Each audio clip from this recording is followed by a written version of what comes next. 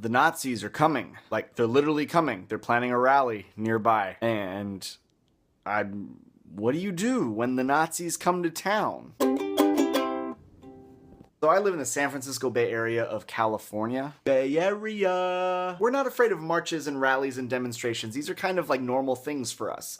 Usually of one political bent, but other things have happened before too. Back when Occupy Wall Street was a thing, there was a very large and healthy Occupy Oakland movement. This was kind of ground zero for anti-Trump demonstration at the election and at the inauguration. And back in March, there was a rally of pro-Trump people mixed in with some hardcore racists. And there was a counter-protest and they all met in the middle, and it's now known as the Battle of Berkeley. And this Saturday, this straight up alt-right Nazi group is going to try to do it again. So apparently this needs to be said. Racism is bad, Nazism is bad, and apparently some people need reminding that black lives do in fact matter. And Nazism and racism seem to be the kind of things that are like really not like How I Met Your Mother. Like just ignore it and it'll go away eventually bad, but like the kind of bad that you should actively try to make no longer happen in the world, right? And there are people in this country that are actively fighting racism and Nazism and things like that. Among their list of people they're fighting is Trump and anyone who voted for him. Actively working to escalate the possibility of violence in situations they find themselves in. And this is where I have a problem, because this Saturday is a Nazi rally fairly close to my house. I have friends that live in Berkeley.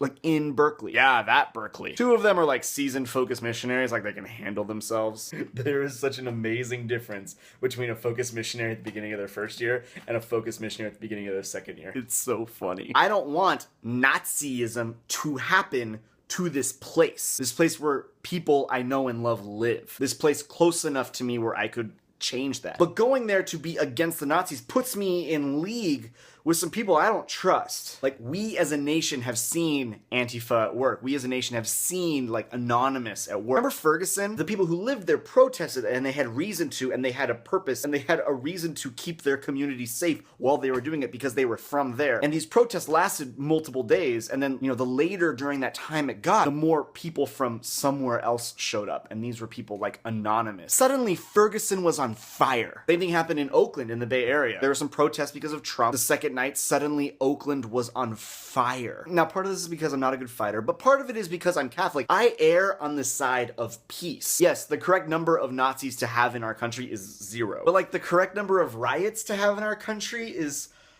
also 0?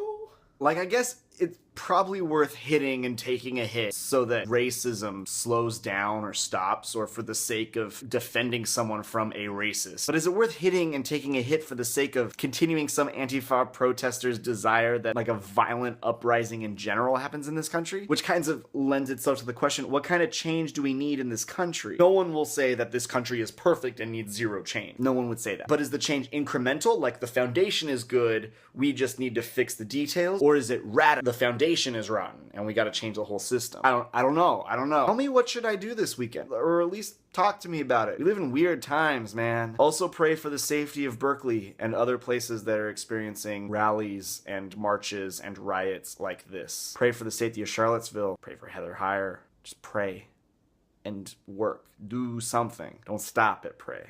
No basta rezar. There's a lot more things we have to do before we get peace. This was kind of ground zero for a lot of anti-Trump demonstration at the election and at the consecration. Wow.